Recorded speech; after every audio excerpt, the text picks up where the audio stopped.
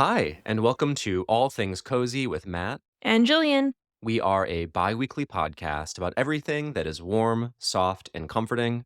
This week, we're unboxing the secrets of gift wrapping as we talk about tools of the trade, finishing touches, and flourishes that make presents feel extra special. We also share some cautionary tales from our own attempts to conquer the challenges of wrapping items like wine bottles or plush toys. But before we cut the ribbon on today's topic, it's time to steep in some coziness. That's right, it's tea time. Well, Matt, what's in your cup this week? I am sipping on Mighty Leaf Organic Matcha Green Tea. I'm bringing the green in as Christmas is approaching. So, this is fresh organic Japanese green tea leaves ground to an ultra fine powder with creamy body and a hint of the sea to inspire Hmm. focus and calm. And they say to look for the signature umami taste. And I'm new to matcha, but my husband is obsessed. He's going through a major matcha moment. And so it was in the house and I wanted to try it. I'm used to drinking green tea, but I really love this. It is really creamy. It has more body than a green tea does. I guess what they do is they cover the leaves for like 30 days, deprive it of sun. So it has a different flavor than typical green tea, which is like a bit of a brighter flavor, but it's much more caffeinated, I read. And the way you prepare it's a bit different because it comes in this powder. So you have to whisk a little bit of water and the matcha powder so that you get kind of a paste, and then you add the remainder of your liquid until it's like a frothy mix. I'm drinking it hot, which I really enjoy. I've had it both cold and hot before, but I do like it hot. It's nice. It's funny, in Los Angeles, it's not really cold, but because our homes don't have insulation, it's absolutely freezing. I can co-sign. And so I need something hot to warm me up. It's really delicious. I love it. And it's only about 14 bucks for a tin. What's funny is even though it has more caffeine, I think it's more of a meditative experience than coffee or tea. You really can enjoy it and take your time with it. It's supposed to be more ceremonial and a little more mindful in terms of how you approach it. I'm not steeping in mindfulness currently as we're talking, but I could definitely see that happening. Mhm. Well, I'm feeling some winter cheer over here, Matt, because I am sipping Flying Bird Botanicals winter cheer flavor. And I chose this because it had chocolate, mint, and spice flavors. So I thought that would be a nice mix. Mint does remind me of Christmas, the fresh bite in the air, but chocolate, of course, with all the desserts, all the goodness. And you have to have some spice to warm it up. I like this because it's not too chocolatey. It is a perfect balance. I can taste the chocolate. I'd say more it leans towards mint, but I still definitely get the chocolate notes. And as I said before with some tea reviews, if it's promoting like a strawberry flavor or vanilla, I typically can't taste it, but I can taste it here. Feels really fresh. It's called caffeine free. That's the only negative. I didn't realize that, and I had it in the morning before work. I'm like, why am I so beyond tired? But it's really nice. And the person who owns the company, Scout Erling, was featured on PBS and she did a whole segment on the company. And what's really cool is that she was pre med. And then she took that knowledge and blended it with her passion for herbs and teas. And that's how she came up with the company. And everything is farmed and locally sourced in Washington, where the company is based. So that's pretty cool. It's $15 for 15 bags. So I guess it's $1 a bag. I'm not a tea entrepreneur. I don't know if that's a lot for a bag. Me neither. I really, even when I said the price of the matcha, I'm like, is that a lot? I don't know. I only buy coffee typically, and I buy tea almost exclusively for this segment. I love Nice. tea, but I just don't drink enough of it. Like, I have Mhm. tea bags from listeners, don't be too aghast at this, but I swear I have like green tea from 5, 6 years ago still in my apartment that I should probably throw away and get new bags of. But I just don't drink it enough. So I know what coffee prices should look like, but tea, I just accept it. Whatever it is on the Right. shelf, I'm like, I gotta go with it. $100 a bag, sure. This tea is only out for a limited time. It's seasonal. So I think that makes it extra special too. Absolutely. This sounds delicious. I really want to try this. And even though it's not bringing you that caffeinated pep in your step, it does sound like it's bringing that winter cheer. Absolutely. Speaking of winter cheer, what's going on in your life lately? Do you feel like you're getting into the holiday spirit? Funnily enough, not really.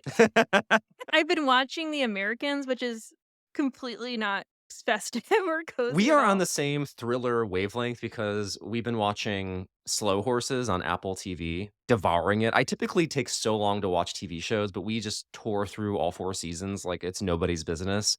Same kind of spy thriller type of show, so there's might be something in the air, we're ready for the worst. Yeah, but we did go shopping this weekend, picked up a few Christmas things. That was a little fun. We went to Williams Sonoma and I got my mom. She doesn't listen to the show, so no worry here that she might find out what I got her, but I got her this really cute wine stopper. It's blown glass of a Santa. So that'd be festive because she usually just puts the cork back in. I thought maybe she could up her game with a cute Santa wine stopper. So I got a little into the festive spirit this weekend, popping around Pasadena and going shopping. But other than that, it's just every single night is The Americans. Literally, after this, I'm going to go watch The Americans. We're on season Just a 5. quick seasonal trip to Pasadena, otherwise we're living in the Cold War. Yeah. Well, I want a second, by the way. A wine stopper that's festive, like a Santa or a snowman, is such a great gift. We got one for my mom that was like an afterthought. I think she got it at like an office party, and it was just a glass snowman that lights up with like an LED.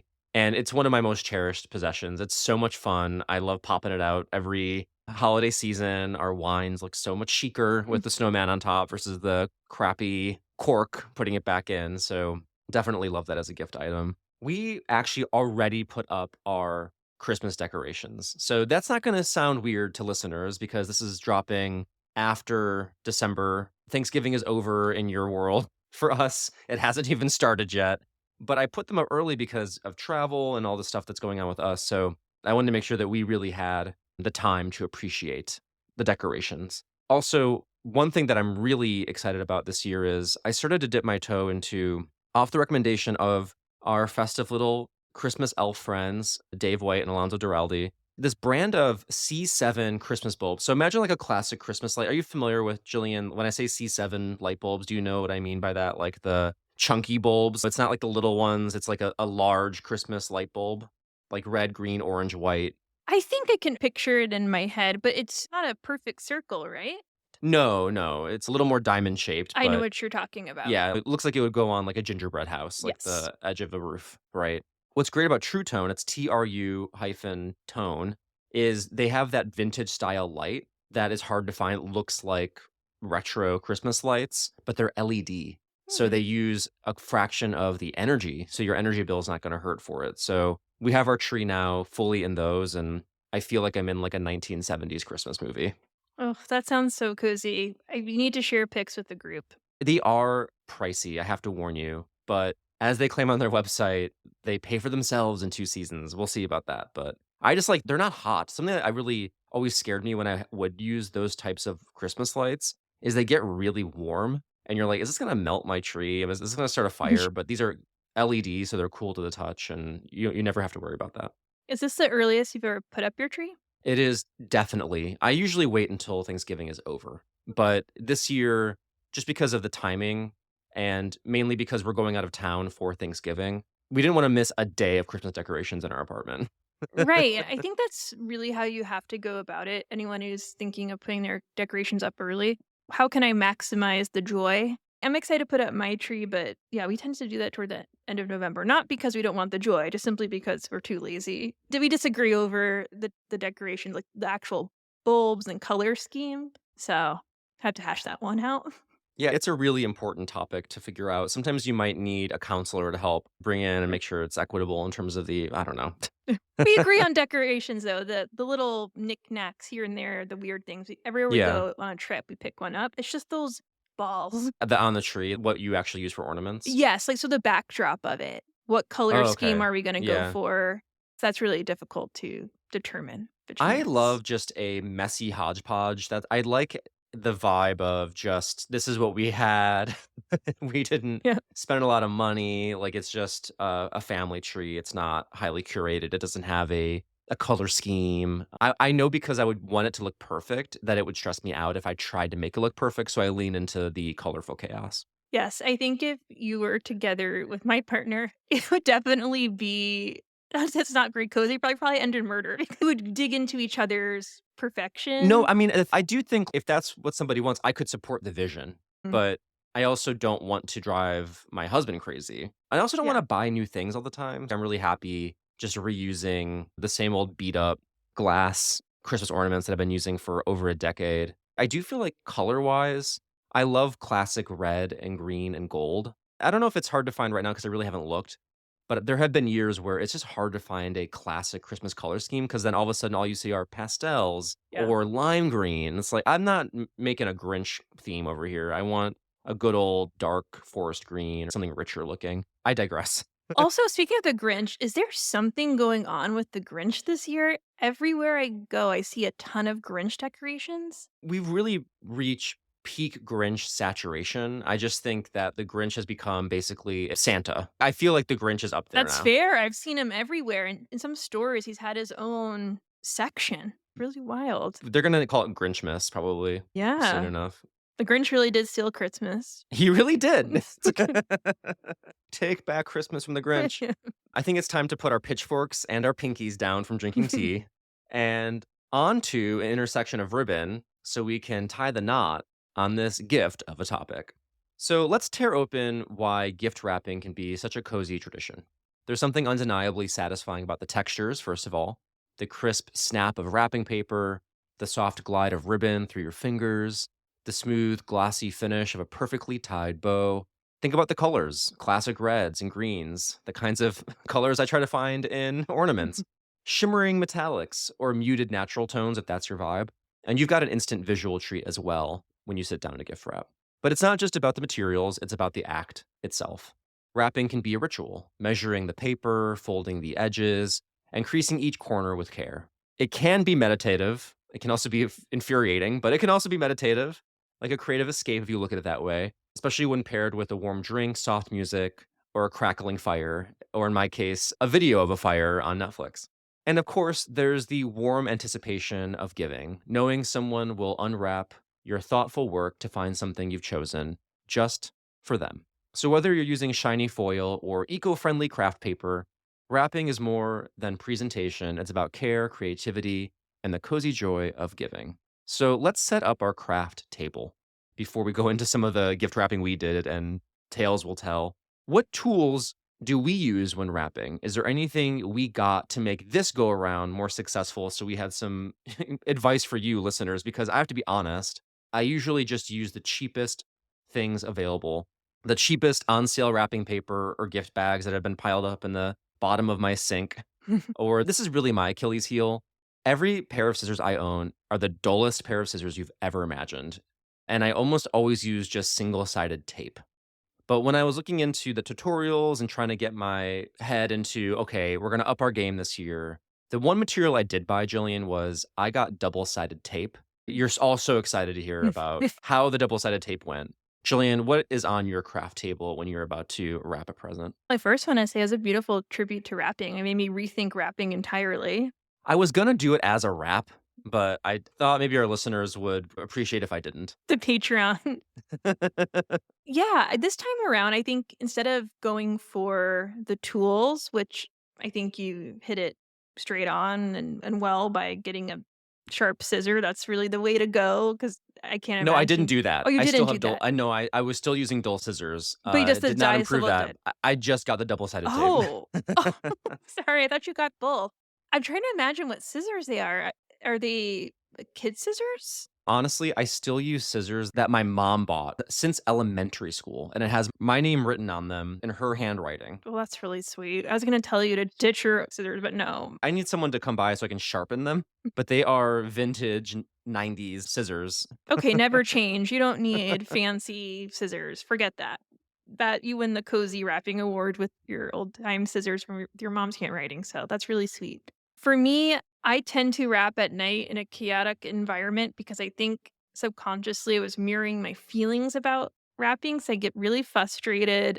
I'm not an exact person. I don't really understand shapes or lengths or sizes or anything. I always end up crying, cursing, all of the things. I become very uncozy. So this time I thought, okay, I'll wrap in the morning with daylight streaming in. I'll be on a flat surface. I won't have any clutter or chaos around. I'm not going to have the TV on. I won't be distracted. And it definitely worked better because it helped me with my focus, and I'm so tired of telling myself I can't do something or I'm not good at something, and that's why I love this show because it forces me to go out of my comfort zone and to debunk the myths I have about myself. So, I think really helped me come out of my wrapping shell, if you will. It changed the narrative, I think. That's wonderful. Yeah. I know originally Jillian and I had planned to go to a gift wrapping class and report back to you all on what we learned, similar to the knife skills class we took at Sur La Table, but we literally could not find any. There was one that was hosted by a local community college that had already booked up and sold out, and that was it. We had to go to YouTube, but thank goodness we live in a time where you can just pull up a tutorial whenever you want on demand. So we used YouTube to guide us. But on the topic of gift wrapping tutorials, when people think of those, they naturally think of podcasts. I'm kidding. This is not the best medium for sharing tips on present preparation, but Jillian and I will do our best to bring you into the fold. So we each tried an easy gift wrapping challenge to sort of up our game and refine our skills on things we know how to do, and then also something that was a little more complex. So let's start off with the easy wraps. Jillian, what was your wrap challenge for something easy that you tried out, and what did you learn from that challenge? My first challenge was to wrap a book, and I wanted to find a way to differentiate from you, Matt, because not to spoil it, but you wrapped a box and they're kind of Oh, similar. Jillian, you ruined it. Yeah. Now they know I wrapped a Yes, box. they're turning off the The podcast, whole point and of wrapping the present is a surprise. it's worse than spoiling the end of The Americans. Um, so I wanted to find a different and unique way to do it since they're the same shape, and it was still an easy tutorial that I chose, and it said it was beginner. Of course, took me a few tries. It was from Little Elf, this woman who I did, and I want to apologize to her because I was muttering to myself, "Cursing little elf to filth." But she's a lovely woman, and what I liked about her tutorial is that she's narrating the video as she does it. A lot of these tutorials that you'll come by either have this, and no offense to creators, but unhinged music. Yes, it's this temp Christmas music that you see in transition scenes actually at Hallmark Channel movies. It gets to a point where you're like, "Please just stop the music. I will watch your video, but I can't hear these jingle bells anymore. It's driving me crazy." Right, especially after Rewind, which I did a bunch of times because I need to look at the step again. It gives you a migraine. It was just way too much. So I can literally narrate Little Elf's video, well, everything she says. Do the lip sync challenge for one of our reels on Instagram. But the positive side was I didn't have to listen to any unhinged music. So there's a lot of different ways to do this. I wanted to have, I don't know if you've ever seen it, but it's a book wrap that has a pocket. So two pockets in front. It almost looks as like a little cubby envelope that you maybe would have in when you're elementary school and you tuck your Valentine's Day cards in there. And so I thought that was really cute and creative because you can tuck your Christmas card in the front pocket, or you can tuck some strand of acorns or whatever you want, some pine, and just to make it a little bit different and unique. Because I'm not saying that a book's a bad gift, but when you present it to someone, it doesn't really have an exciting aura to it. So I thought this would be cute and up the game of a book. So, like I said, I had to watch this a few times. How it starts, and I'm going to try my best to explain it. You put your book at the edge of the wrapping paper and you spread out the wrapping paper and then fold it over to make sure that you are covering the book by 3/4. And your book is horizontal. It's not vertical at this point. Once you have determined your 3/4 of paper that is covering the book, you flip it so the book is facing vertical. Then you pull over your wrapping paper like you're wrapping it in a blanket, pulling it downward, if that makes sense, Matt. Mhm. And then this is the hard part. You then take one side of the wrapping paper, pinching it, pretend you're doing the right hand side. You pinch it and then you pull it downward toward the center of the book, and that will create two triangles. You then fold your first triangle over. So if you're on the right hand side, you fold it to the left and you make a crease. Then you repeat that on the left hand side. Then you take your second triangle, the bigger one, and fold it over, make a crease. So then you have you repeat it on the left side, obviously. Then you have your two pockets, tape it together, and then you just have your bottom left, which is so simple. Like you would wrap any bottom of any box. And then you're done. I only use two pieces of tape. Honestly, that fact alone is impressive. Once you get the hang of pulling the wrapping paper inward to create the 2 triangles, which is confusing to visualize or conceive in your head, it's not a natural way to work with wrapping paper, but once you get that down, it's okay. My big mistake was when she turned the book vertical, I just turned the book vertical. I didn't turn the wrapping paper vertical with it.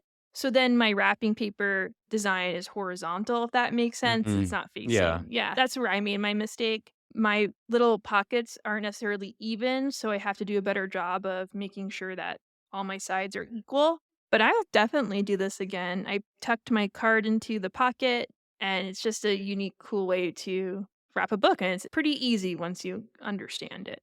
And it saves you more materials. You don't have to then put more tape on it to affix the card or whatever. So I like that it even saves you on some of the material usage. Yeah, and it looks fancier than it actually is. So, not that the goal of Christmas is to trick people, but if they see it, like, oh, they put a lot of effort into this wrapping. It kinda is. The whole point of gift wrapping really is to trick people a little bit, right? You're hiding something. That's true. They get to discover what's inside. The book can be a little challenging when I've wrapped them because they do give on the sides. They don't have Mm. a nice firm, so they can be a little challenging sometimes too. So making pockets can be a little easier too because you're not as worried so much on that perfect crisp sides that you might otherwise be. I did a similar shape as you said. I wrapped a box and I just grabbed a random box in my apartment to practice, and I used the Hallmark Giftology video, How to Wrap a Box. And by the way, all the tutorial videos that we're talking about will be in our show notes. Those links are there if you want to watch them yourself. Brace yourself for some annoying Christmas music. So, I have nothing crazy to add about how to wrap a box. You probably know how to wrap a basic box. But one thing that you mentioned this is when you're measuring your wrapping paper, I think a mistake that I had often made was to do half the paper folding over.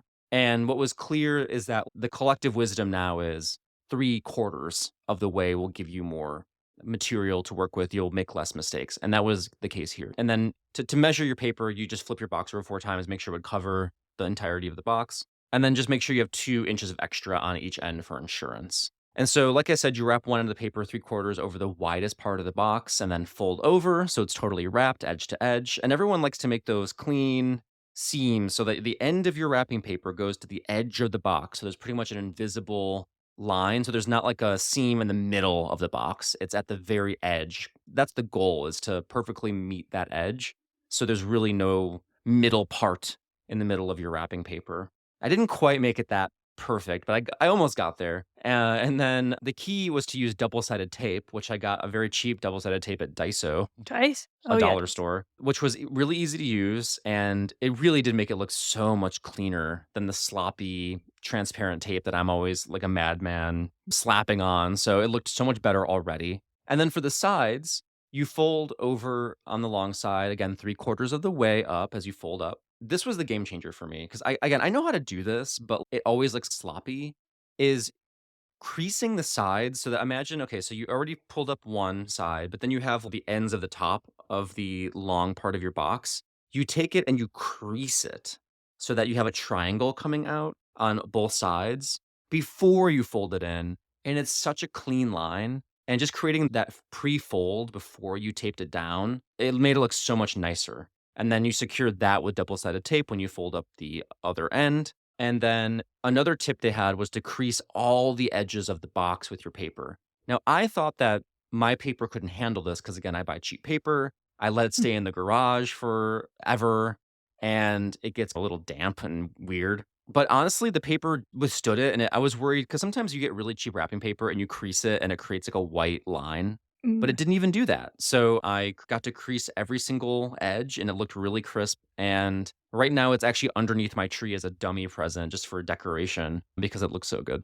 Well, I can't wait to see the finished product because I'm envisioning it in my head and the crisp lines that you're describing. It's euphoric because there's nothing more frustrating than trying your hardest to wrap something and it looks sloppy. I think the best tip that you put forth here is folding the little triangles first. Yes, folding it before, like you're doing the side of your box, right? And just before you fold in those side triangles, crease it first. It'll look so much better. It's just those little tips that make all the difference with wrapping.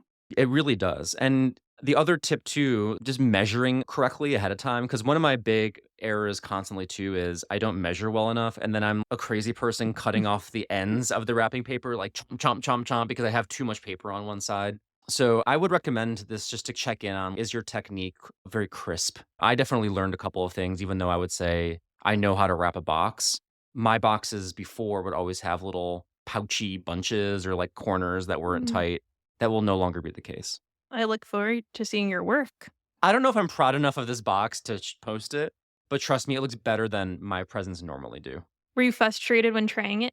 No, I was not frustrated at all. This felt very approachable, but let's talk about getting frustrated. So we actually also tried some really challenging wraps, just odd shaped items, and I assigned you this odd shaped item.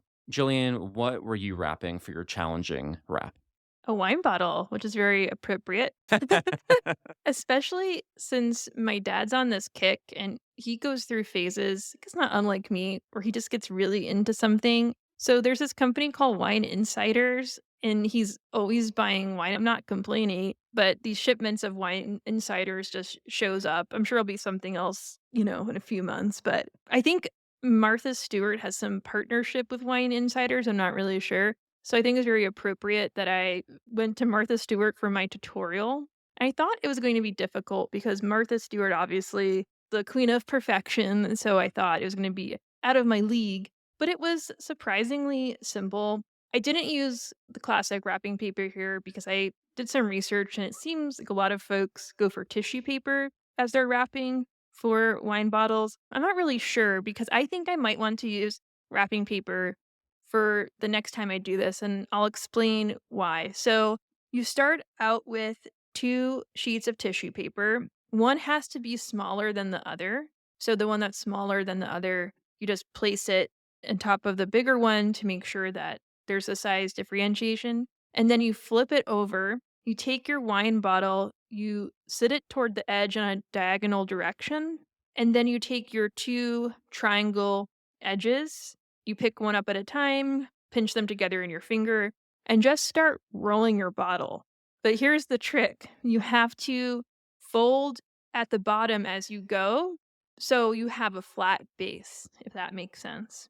So for every roll, you're folding at the bottom and making a crease so it will stand on flat when you Okay. stand it up.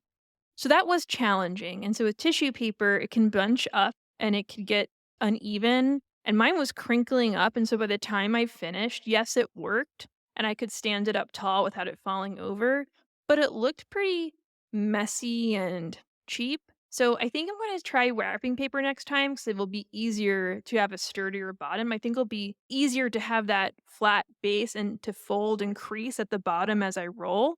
Maybe I'm wrong, but that's how I'm gonna try it next time. It seems like the key to a lot of unorthodox or irregular shaped items is that you have to find a way to make a flat base for something that can sit properly that might otherwise have difficulty being on one or more of its sides. So you really have to have some place it can rest without falling over. And you end up basically remaking a bag in a lot of ways. Right. That's what it was just a little disappointing. I guess there's no out of the box way to wrap a wine bottle. You're always gonna end up with something that looks like, "Hey, why don't you just put this in a bag?" So that's actually my question for our irregular shaped item, which was, would you do this again really, or would you just find a gift bag for something like this? That's a good question. I think I might try something with wrapping paper just because I want to impress folks. I'm in my impressive era. I'm going to try new things. But that said, I've never turned down a gift for its presentation. And I think it's really important whenever you're going through the holiday season to remember that no one is judging you harder than yourself. I don't think anyone would care if you put a gift in a bag. I personally don't. And then bags are stepping up their game. When I was at the store this past weekend, as I went to Target, and they have bags designed by the very talented artist Lisk Fang, and so beautiful. It's under Target's Wonder Shop umbrella. Has a 60s vibe. They're very colorful, Yeah, these are gorgeous. really beautiful. You just have to go look at the links to take it all in, but the use of red and green, so it was like this ombre color. She Hmm. really is really playful. One of the bags that we're looking at now has a dove on it and a little fairies writing on the dove, and it's going over this green and red and white sea or mountain range. It's just beautiful and stunning.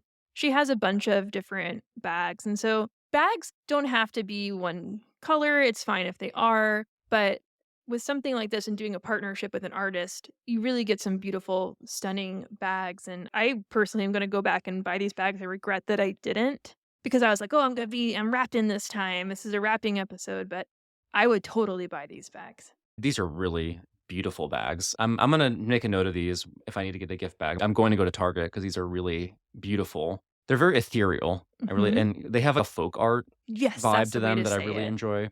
Yeah, because I mean, for my family, we reuse the same gift bags every year. At least for my immediate family, when I'm home for the holidays, I don't wrap anything until I'm there because my mom has a whole like treasure trove of all of the Christmas bags you've ever had. We never throw any of it away. And then I just take what I want. And a lot of times we just use bags because we have so many laying around and it's quick and easy and you just pop it in the bag, put some tissue paper in there, and we reuse as much as we can because it can feel very wasteful sometimes when you're just using all this wrapping paper. And for me, sometimes I'm like, how often are people really luxuriating in the wrapping paper or are they just ripping it off to get to the thing? I think that's a little bit about knowing your audience too. Like, there are people who really love that. And it's if you're going to a function, it can be nice to bring something more aesthetic. But if you're wrapping it for a kid or something, yeah, maybe it is better to put it in a bag, have the kid open it, and then take the bag back. Save yourself the hassle and save some money and resources. Yeah, that's a really good point. Just keeping it environmentally friendly. There's nothing wrong with reusing a bag. And it can be cozy too. Like you said, going back to your family stash. It's almost a tradition for you going back No, and exactly. I like finding the same ones that I enjoy, and I get a little annoyed sometimes when my mom had already, like, taken the one that I wanted to use. It's like, "Okay, I'll have to find another one." I also tried an irregular shaped item, and because I do have a lot of Beanie Babies and other plush items, I thought, for those of you who are planning to gift a Squishmallow or something for a child, this is how you might approach wrapping something that is irregularly shaped. So I watched the video How to Wrap a Soft Toy by Ryman Stationery. And so essentially, you roll the plushie up in the wrapping paper as if you were making a tube, covering it. And then you fold those sides together and tape them into a long rectangle. So pretty much you take your two sides, the edges meet in the middle, and then you tape those down. So you just make a long rectangle of your wrapping paper. Then you have to make the bottom of this improvised bag.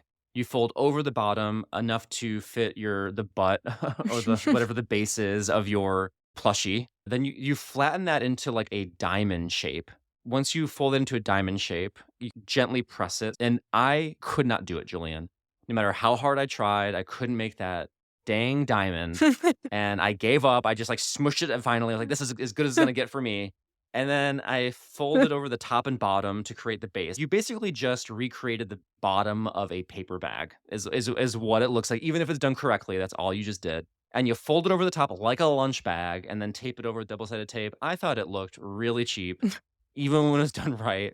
And so I would say, listeners, don't bother with that. If you have something irregularly shaped, get a gift bag for Mhm. sure. It's not worth the stress of trying to make your own gift bag. I would only do this if I was in a jam and I needed to use regular wrapping paper to make a bag for something that just you couldn't wrap regularly. I think there is a time and a place for a crisply wrapped gift and a time and a place when it's just you just got to use a bag or even sometimes they have specialty items that you can get. I always treasure when people give me like just a wine bottle tote bag.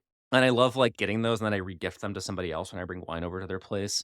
I like those little items that can live another day and, Yeah. continue to carry the item into the future. Yeah, I think the moral of the story is don't try and be a hero. Just put the yeah, put the plushie in the bag. I feel bad for you. I think I truly would have lost it. And so I am impressed that you tried. It's just too complicated. And to your point, why? Yes. The only thing I would really recommend, like, in terms of upping my game was yeah, I do think double-sided tape is worth it. I think it just makes the gift wrapping look so much cleaner, and I realize now how juvenile my wraps were looking just because I refused to use double-sided tape. But that's not all there is to wrapping. We just covered the basics of getting it into some paper, but there's also so much more you can do. Let's talk about those finishing touches. Jillian, what extra flourishes do you add to your wrap? Do you add tags, bows, a sprig of pine? I'm imagining in Love Actually when Rowan Atkinson is preparing the gift jewelry and Alan Rickman's like, hurry up because his wife is there. It's a sad scene, really, but it's comedic because he needs to get out of there quickly and he keeps adding these flourishes. Are you heavy on the flourish? What are your go tos for adding a little bit of pizzazz to your presents? mean, typically, it's one of those sticker tags you can put on the present. My mom is big on those. I just steal all My her mom is stickers. huge on those, and it really Huge on them. it is infectious because you better believe I have my own set of them because I have to be able to make sure everyone knows who it's to and who it's from. Very important. But outside of that, I don't do a lot of flourish, so I wanted to try something specifically for this show, so I made my own little gift tags. I was inspired by a blog called Upcycle My Stuff that had the idea to use fabric scraps to create festive gift tag designs. So they would take fabric scraps and make a little Christmas tree out of it and whatnot. It reminded me that I have some odds and ends and some sequined fabric. So think about the beaded adornments you see on dresses from the 80s on the shoulder pads, and then some jeweled ribbon that come from my late grandma. I found it with all of her Christmas stuff. She collected Christmas bags, whatnot. So like, oh, maybe I can repurpose them, which is very appropriate since she owned the Christmas store once upon a time. And I took construction paper. Silly enough, silly, I'm not really sure. Silly and Jillian. I traced it on my own. I didn't use a tracing thing, so I found a business card and I did it appropriately the second time, but the first time I just traced my own rectangle out of construction paper, not cardboard paper. But cardboard paper probably would have been better. I then cut it 2 times and I glued it together with hot glue so it's a little thicker, and then I just cut up some sequined fabric and made a little gold design with this gold flower in the middle. Maybe you can pretend it's a poinsettia or poinsettia. How do you pronounce it, Matt? Poinsettia? Is that Point right? I'm from the Midwest, and we classically mispronounce that. I feel like I grew up saying poinsettia, but That's what I said.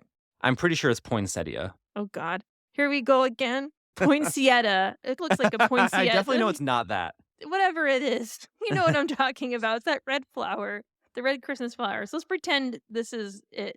Once I'll show a photo later. It was a red construction paper. Then I did green construction paper and I used a silver jeweled fabric. I just outlined it. That is beautiful, Jillian. Thank you. I'm gonna put a little hole right here. And then I Yeah. put two whatever, love.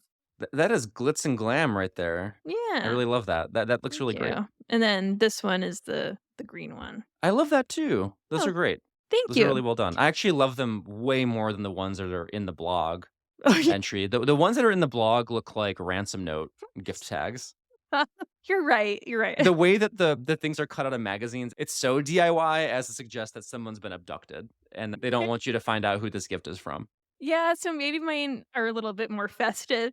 Yours Eh, are more festive. They're more elegant looking. thank you. I really like yours. Thank you.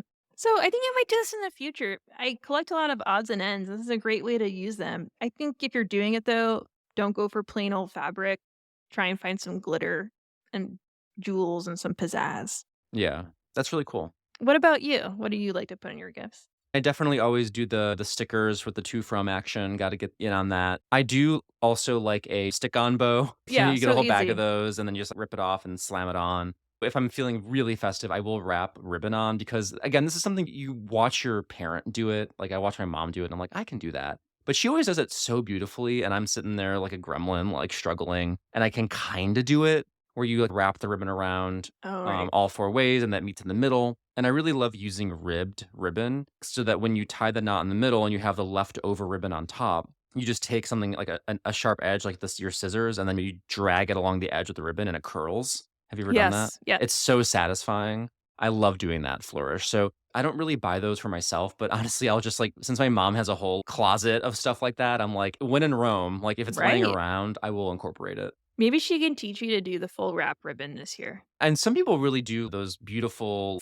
fishtail bows and all that stuff, and it looks amazing. I've never really done like a really elaborate fabric ribbon on gifts. Same. Well, we have to be careful actually because my mom's cat loves to eat plastic ribbon. We actually don't use it as much as we used to. For the cat's health and safety, we don't like to have that around because she loves to eat that stuff. I feel you. It's the same thing over here. So those little press-on bows are actually more cats safe unless you can tear them apart still and eat it. But Yeah, it yeah. depends on how interested your cat is in it. My mom's cat doesn't really care about the bows, but she really loves that ribbon and just can't. We had, like, a scary Christmas where we thought she had really, like, Oh, eaten a whole bunch of it. It was fine. She actually threw it up immediately, okay, good. so we were fine. I usually find the ribbon in the poop.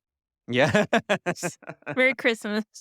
We hope that your ribbon stays on your beautiful present and not in your cat's poop, and that you learned a thing or two along with us as we tried to up our game when it came to gift wrapping. But I think it's time that we wrap up this discussion. Are there any other final common pitfalls of wrapping that you learned or things that you want to focus on moving forward that really came to the forefront of your mind attempting these wrapping challenges? I would say practice first with wrapping paper that you don't care to lose. That was my big mistakes. I bought some really nice wrapping paper and then I practiced with it. And so I lost a lot. I guess I have to go back to the store and buy wrapping paper all over again. And so that was a fail. So if you want to try a new design, do it with the cheap wrapping paper. And then also, if you're trying something new, lean into your weaknesses. So if you learn better from videos over pictures on a blog, go for the videos. Don't try and force anything. Because we talked about earlier, I wanted to aspire to the Instagram reels, and everyone looks so fancy and they're doing it so quickly and it looks so elegant. Nope, I'm good with little elf 30-minute YouTube video, wherever it is. Not 30 minutes, but something more traditional. I learn better with narration and video together. So don't fall into the pitfalls of trying to aspire too big. Go with how you learn best. I think those are great tips. Absolutely. One level up I still need are those sharp scissors because it does make a huge difference when you're cutting paper versus the chop chop, which looks absolutely horrendous. You want to glide down the paper. But overall, I really do think recycling and just not using too many new materials is the best. I love your gift tags that are reused, reusing the same bags every year. If you're going to just give them to the same people in your family, just go trade them back and forth.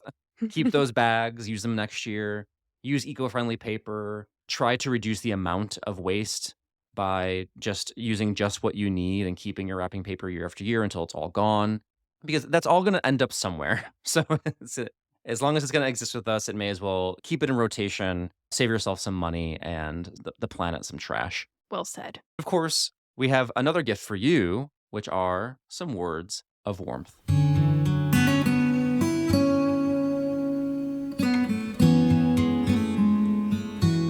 My warm words come from the cuddly Winston Churchill, who said, "We make a living by what we get, we make a life by what we give." I've been really leaning into the short and sweet, not much elaboration needed kind of quotes. And who knows if Winston actually said this, but if he did, it's a great quote. Yeah, because sometimes I'll be transparent here. Sometimes I will ask AI to like I'll put a theme in and Hmm. or I'll try and if I forget a quote, I'm like, oh, where I can't really place that. So they'll help me get some ideas and whatnot. They can't do that. No, they can. I Yeah. got into a fight with the AI. I was like, why are you giving me fake quotes? And they're Right, all no, I was exactly. I tend to just Google it. Like, Google now has, like, the AI Mhm. feature that it generates immediately first, which is Yes. annoying, but then on top of that, it will show you images and stuff, and it's always just random little postcard images. Who made this? Did they do their research? And then you try to find any kind of verification that someone actually said this, and you really can't. So, Winston, you said it now. The internet has decided that this is something you said. Yeah, I'm going with it. My quote is from a fictional character, Pam Beasley from The Office, who said, "If you're using more than 3 pieces of tape to wrap a present, you're doing it wrong." And why is that cozy? Because Jenna Fisher, who played the meticulous Pam for 8 years, shared during an episode of her Office Ladies podcast that this quote haunts her as she's not skilled as her character. And she joked, because Pam says this in this episode, every Christmas when I, Jenna Fisher, give a gift and I use more than 3 pieces of tape, people comment on it. So, moral of the story, if you're in the throes of your wrapping drama and feeling down yourself, remember it could be worse. You could be constantly reminded of your poor wrapping skills for the rest of your life or forever have your skills compared to a fictional person. My comfort and warmth comes at her expense. I'll just say that. Yes. Yeah. And it's a funny quote, but it's almost like a puzzle too. You're trying to imagine, like, you did this with your book wrap. Yeah, it's possible. It It's is. possible for sure, but it's Yes. also challenging, and sometimes it's just easier to not abide by that rule. Yes. I love it. Oh, also, don't drink and wrap. I forgot to say that earlier, and that's a tricky business. Yeah, you'll get looser. You might get less frustrated and just be happier with some sloppy techniques, which in a way is freeing. But in another way, if you really want to like make sure that your gifts look pristine and as if you were Martha Stewart, you definitely want to Mhm. maybe save the wine until after wrapping is done. Yes. I also like to do wrapping not all at once. I like to do a little bit at a time because the more that I do in a session, the sloppier I get over time. That's a good point. I get frustrated, so I just try to do a little bit, like 1 or 2 a day when I have my presents ready, just to make sure I don't overwhelm myself. That's smart. That's the way Yeah. to go. Well, Julian, I think it's time to put a bow on this episode with our candle review. Today, I am burning Fireside by a company called Craft and Kin. I got this candle because a lot of people like to wrap their gifts by the fireside while the fire is burning, whether that's a Yule log on a streaming service or in real life if you have a fireplace. This is meant to give off the scent of a fireplace around the holiday season. And the notes are cedar, smoke, patchouli, and vetiver. And you definitely get the smoky scent. And this is reminding me of a really popular diptyque candle. I think it was called Feu de Bois. I don't speak French, but I'm just trying my best here. And so I was like, oh, I kind of want like a dupe of that without spending so much money. And I don't think it has the complexity of that scent, unfortunately. I hate to say like you do get what you pay for because this one's only $15, but I'm definitely getting a fireplace smell. If you wanna save a little bit of your budget, I would give this a wick up. I think it's worth it for the price. I think as a budget, Feu de Bois, it's okay. Yeah, I love a dupe. And you can, like you said, when you're have your Netflix fire on, you can put this. I like it. Fire on a budget and more safe. If you have some room in your budget, you can also support our show for the holiday season. We are at patreon.com/allthingscozy.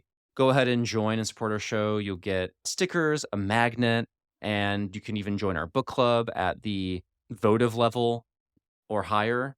And if you want to prepare for spring, we have our spring themed mug that will only be available this season. We're already halfway through the season, so there's only 6 months left to get on top of this mug because you have to be a Patreon member at that level for 3 months at least. And we don't make these rules, it's a Patreon rule for those to disperse. Mm. So you're getting close to the window closing on that. Just if you were thinking about it, now is a good time to seal the deal on that. And of course, we love your support by following us on Instagram and Facebook. We are at All Things Cozy Podcast. And then you can also support the show by leaving us a review wherever you listen to podcasts. Yeah, and I hope you had a great Thanksgiving.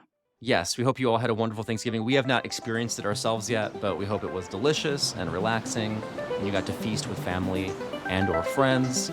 And we will have a feast of a new episode for you in a couple more weeks. Until next time, Stay stay cozy. cozy.